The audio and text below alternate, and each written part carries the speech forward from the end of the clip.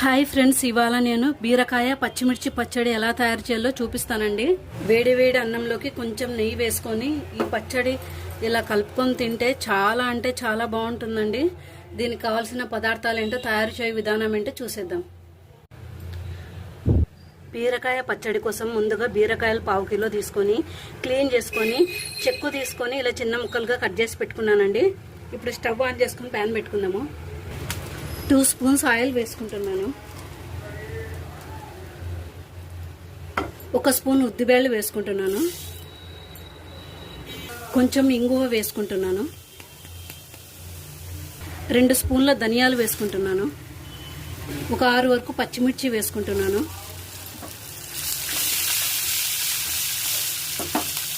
1 spoon జీలకర్ర వేసుకుంటున్నాను.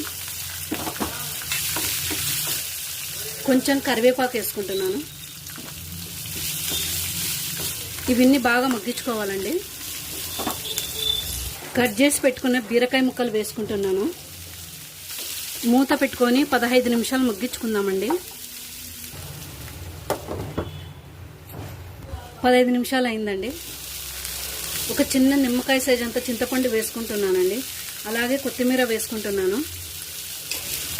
రుచికి సరిపడా సాల్ట్ వేసుకుంటున్నాను. ఒక 5 వెల్లుల్లి రెబ్బలు వేసుకుంటున్నానండి. ఒక 5 నిమిషాలు మూత పెట్టుకొని మగ్గించుకుందాము. మగ్గిందండి బీరకాయ. ఇప్పుడు చల్లార్చుకొని మిక్సీకి వేసుకుందామండి. ఒక మిక్సీ జార్ తీసుకొని ఈ బీరకాయ మొత్తం ఇందులోకి వేసేసుకుందామండి. కొంచెం పసుపు, మిక్సీలో బరకగా ఆడించుకుందామండి. పచ్చళ్ళు ఎప్పటికీ బరకగా వేస్తేనే టేస్ట్ చాలా బాగుంటుందండి. ఇప్పుడు ఈ బీరకాయకి తాలింపు పెట్టుకుందాము. 2 స్పూన్ల ఆయిల్ వేసుకుంటున్నాను. 1 స్పూన్ ఆవాలు, జీలకర్ర, కొంచెం ఇంగువ, ఉద్దిబేళ్ళు, శనగబేళ్ళు 1 స్పూన్,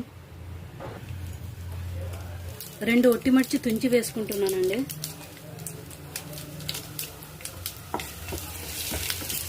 కొంచెం కరివేపాకు. స్టవ్ ఆఫ్ చేసుకుందామండి. ఇప్పుడు ఈ పచ్చడి అంతా ఇందులోకి వేసేసుకుందాము. ఇంతేనండి, బీరకాయ పచ్చిమిర్చి పచ్చడి రెడీ అయిందండి. నా వీడియో మీకు నచ్చినట్లయితే నా ఛానల్కి సబ్స్క్రైబ్ చేయండి, అలాగే లైక్ చేయండి. అలా లైక్ చేయడం వలన మరికొంతమంది నా వీడియో చూడగలుగుతారండి.